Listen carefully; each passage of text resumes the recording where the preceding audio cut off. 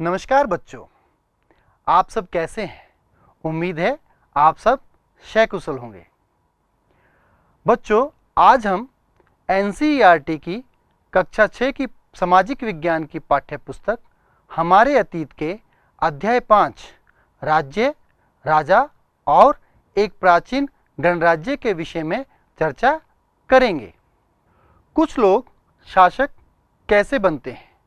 बच्चों, किसी भी प्रदेश, देश की शासन व्यवस्था को चलाने के लिए वहाँ पे एक शासक या राजा का होना बहुत ज़रूरी है। वर्तमान में जैसे लोकतांत्रिक देशों में राष्ट्रपति या प्रधानमंत्री का लोगों के द्वारा चुनाव किया जाता है तथा कई देशों में अभी भी राजा शासक बने हुए हैं। इसी प्रकार से प्राचीन काल में भी राज्यों को शासकों के द्वारा शासित किया जाता था। अब प्रश्न यह उठता है कि शासकों का चुनाव कैसे किया जाता था, शासक कैसे बनते थे? कुछ राजा संभवतः लोगों द्वारा चुने गए थे, यानी कि उनका चुनाव लोग करते थे। करीब 3000 साल पहले राजा बनने की इस प्रक्रिया में कुछ परिवर्तन हुए और कुछ लोग बड़े बड़े यज्ञों को आयोजित कर राजा के रूप में प्रतिष्ठित हो गए। बच्चों, कुछ लोग जो साधन संपन्न थे, उन्होंने राजा बनने के लिए बड़े बड़े यज्ञों को आयोजन किया। पुरोहितों की मदद से वो राजा के पद पर प्रतिष्ठित हो गए, यानी कि वो राजा बन गए। राजा बनने के लिए अश्वमेध यज्ञ का एक ऐसा ही आयोजन था। एक अश्वमेध यज्ञ का आयोजन किया जाता था। अश्वमेध यज्ञ, बच्चों, ये अश्वमेध यज्ञ क्या होता है? अश्वमेध यज्ञ में एक घोड़े को राजा के लोगों की देखरेख में स्वतंत्र विचरण के लिए छोड़ दिया जाता था, यानी कि राजा एक घोड़े को अपने कुछ लोगों की देखरेख में एक स्वतंत्र रूप से घूमने के लिए छोड़ देते थे। इस घोड़े को किसी दूसरे राजा ने रोका तो उसे वहाँ अश्वमेध यज्ञ करने वाले राजा से लड़ाई करनी पड़ती थी। बच्चों, इसका मतलब ये हुआ कि घोड़े के स्वतंत्र विचरण में यदि कोई दूसरा राजा विघ्न डालता था या कोई रुकावट डालता था तो उस राजा को अश्वमेध यज्ञ करने वाले राजा के साथ लड़ाई करनी पड़ती थी। अगर घोड़े को जाने दिया तो इसका मतलब यह होता था कि अश्वमेध यज्ञ करने वाला राजा ज़्यादा शक्तिशाली है, यानी कि जिस राज्य में से वो घोड़ा निकल जाता था तो उस राजा को अश्वमेध यज्ञ करने वाले राजा का आदेश मानना पड़ता था। उन राजाओं को यज्ञ में आमंत्रित किया जाता था जो यज्ञ करने वाले राजा को शक्तिशाली मानते थे। यज्ञ में आमंत्रित सभी राजा उपहार लाते थे। आमंत्रित राजाओं का काम सिर्फ बैठकर यज्ञ की पूरी प्रक्रिया को देखना भर था, यानी कि जो राजा अश्वमेध यज्ञ करने वाले राजा को अपना स्वामी मान लेते थे, यानी कि अपने से सर्वोच्च राजा मान लेते थे, तो उन लोगों को भी अश्वमेध यज्ञ में आमंत्रित किया जाता था, लेकिन उनका आमंत्रण केवल उस प्रक्रिया को देखने भर तक ही सीमित रहता था। यज्ञ विशिष्ट पुरोहितों द्वारा संपन्न किया जाता था। इसके लिए उन्हें उपहारों से सम्मानित किया जाता था, यानी कि जो विशिष्ट पुरोहित अश्वमेध यज्ञ को संपन्न करवाते थे उन्हें खूब बड़े बड़े उपहार यानी कि इनाम दिए जाते थे। राजा के ऊपर पुरोहित पवित्र जल के छिड़काव के साथ साथ अन्य कई अनुष्ठान करता था। सभी आयोजनों में राजा का मुख्य स्थान होता था। उसे राज सिंहासन या बाघ की खाल के एक विशेष आसन पर बिठाया जाता था। राजा के सगे संबंधी यानी कि रिश्तेदार जैसे उनकी रानियों तथा पुत्रों को भी कई छोटे छोटे अनुष्ठान करने होते थे। सारथी सारथी यज्ञ के अवसर पर वह राजा की विजयों तथा अन्य गुणों का गान करता था। युद्ध क्षेत्र में वह राजा का सहचर होता था। बच्चों, सारथी का जो काम था, अश्वमेध यज्ञ के समय राजा के द्वारा प्राप्त की गई विजयों को लोगों को गा करके बताते थे। इसके साथ ही साथ राजा के गुणों का भी गान किया जाता था, यानी कि राजा के गुणों से भी लोगों को परिचित करवाया जाता था। युद्ध क्षेत्र में जो सारथी था वो राजा का सहचर यानी कि राजा के साथ में चलता था, राजा के साथ ही रहता था। इसीलिए वो युद्ध के समय होने वाली प्रत्येक घटना का एक चश्मदीद गवाह होता था।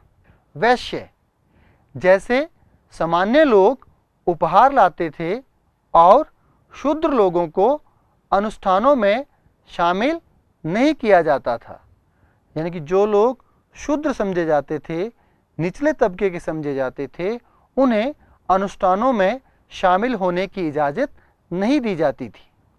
वर्ण बच्चों, वर्ण से हम क्या समझते हैं, इसके बारे में हम चर्चा करते हैं। पुरोहितों ने लोगों को 4 वर्गों में विभाजित किया। पुरोहितों ने जन सामान्य को 4 भागों में विभाजित किया, जिन्हें वर्ण कहते हैं। सभी वर्णों का निर्धारण जन्म के आधार पर होता था। उदाहरण के तौर पर ब्राह्मण माता पिता की संतान ब्राह्मण ही होती थी। अब ये 4 वर्ण कौन कौन से थे? ब्राह्मण, शासक, विश्य या वैश्य और शूद्र। ब्राह्मण, इनका काम वेदों का अध्ययन, अध्यापन और यज्ञ करना था, जिनके लिए उन्हें उपहार मिलते थे।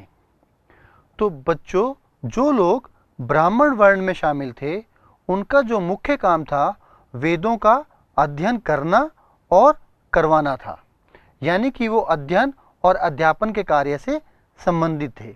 साथ ही साथ जो भी धार्मिक अनुष्ठान होते थे, यज्ञ वगैरह होते थे, वो भी करना उनका कार्य था और इसके बदले में उन्हें उपहार मिलते थे।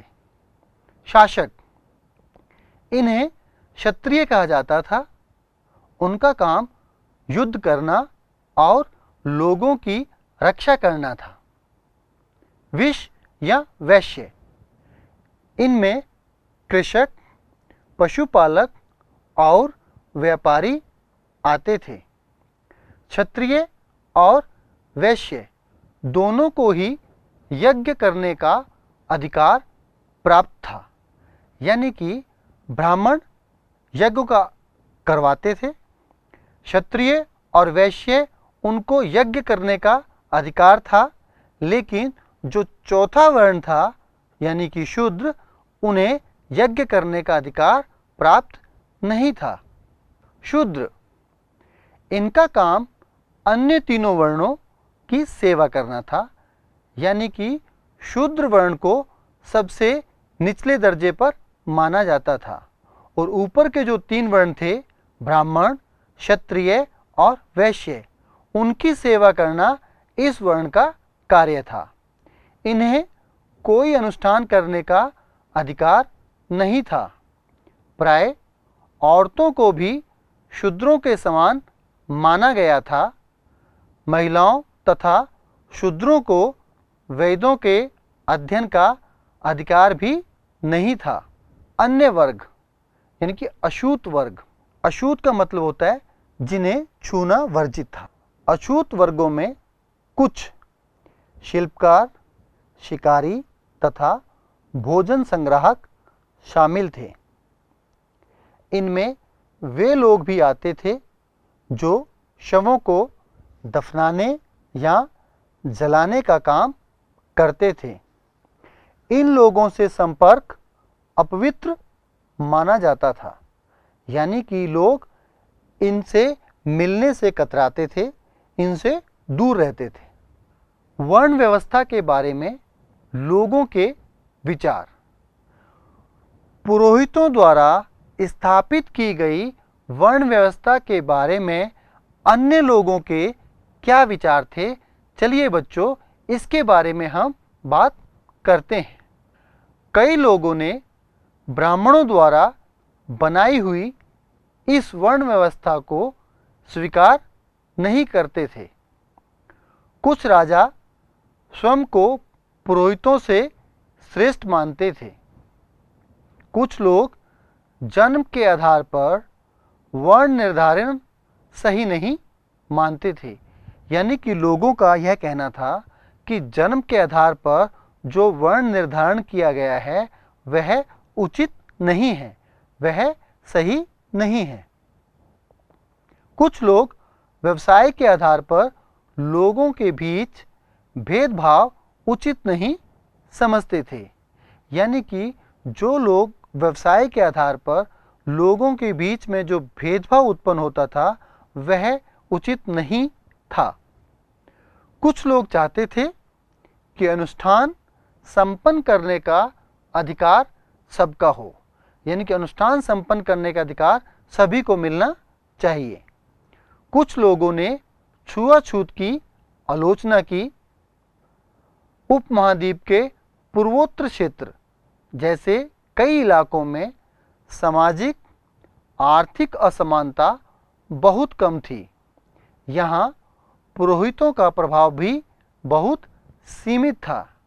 बच्चों, हमारे उपमहाद्वीप के जो पूर्वोत्तर क्षेत्र हैं, जैसे वर्तमान में असम, मणिपुर, मेघालय, त्रिपुरा, ये जो स्टेट हैं, वहाँ पर जो ये सामाजिक और आर्थिक आधार पर जो असमानता है वो बहुत कम देखने को मिलती है, जो कि अच्छा संकेत है।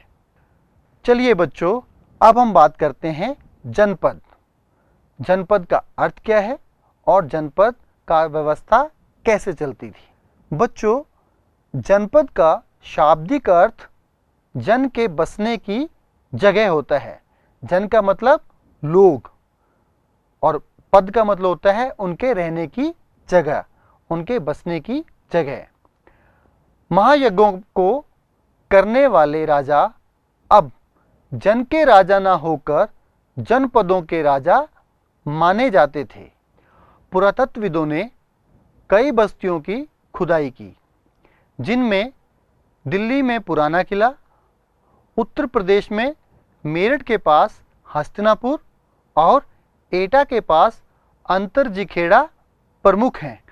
खुदाई से पता चला कि लोग झोंपड़ियों में रहते थे। वे लोग मवेशियों तथा अन्य जानवरों को पालते थे।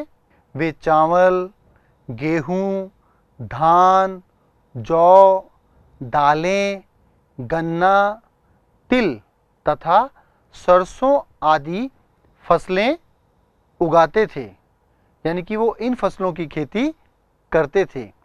जनपद में रहने वाले लोग थे वो पशुपालन का काम भी करते थे और कृषक का काम भी करते थे।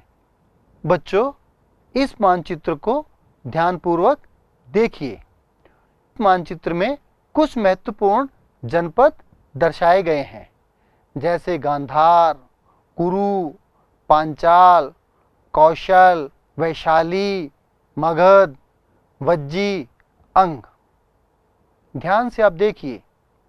और ये जनपद महाद्वीप के मानचित्र में किस एरिया में स्थित थे। चित्रित धूसर पात्र। बच्चों, खुदाई में पुरातत्वविदों को कई प्रकार के बर्तन भी प्राप्त हुए थे। अब ये बर्तन किस प्रकार के थे, इस पर हम चर्चा करते हैं। लोग मिट्टी के बर्तन भी बनाते थे।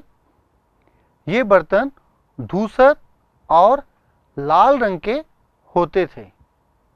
पुरा स्थलों में कुछ विशेष प्रकार के बर्तन मिले हैं, जिन्हें चित्रित धूसर पात्र के रूप में जाना जाता है।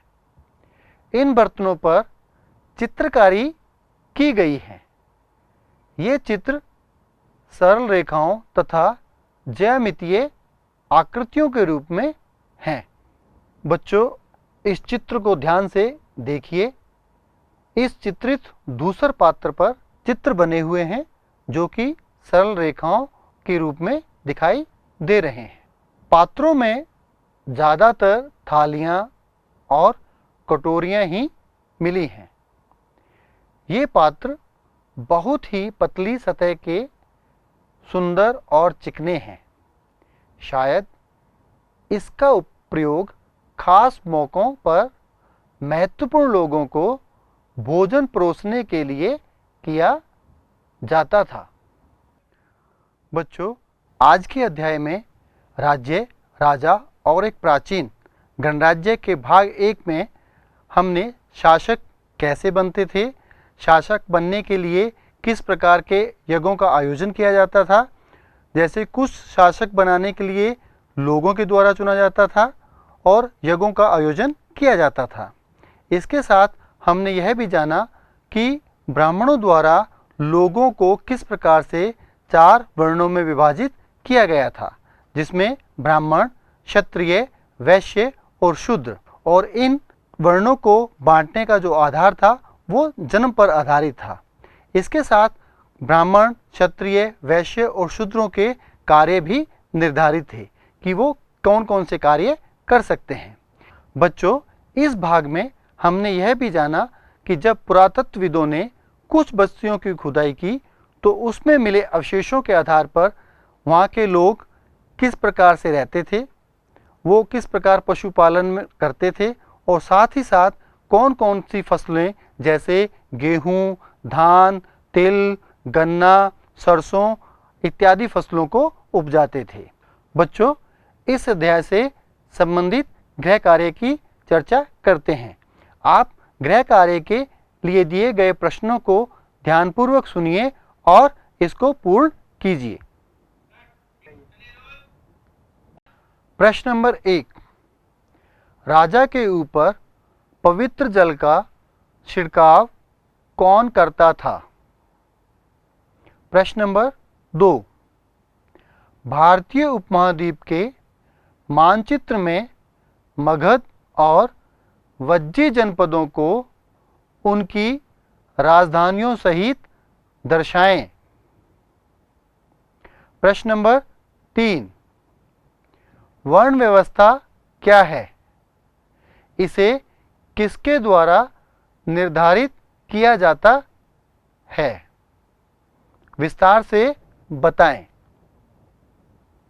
प्रश्न नंबर 4, अश्वमेध यज्ञों का आयोजन क्यों किया जाता था? दिए गए गृह कार्य को पूर्ण कीजिए। बच्चों, इस पाठ के भाग 2 में हम महाजनपद, महाजनपदों की कर व्यवस्था, कृषि व्यवस्था और महत्वपूर्ण महाजनपदों के विषय में चर्चा करेंगे। तब तक के लिए धन्यवाद।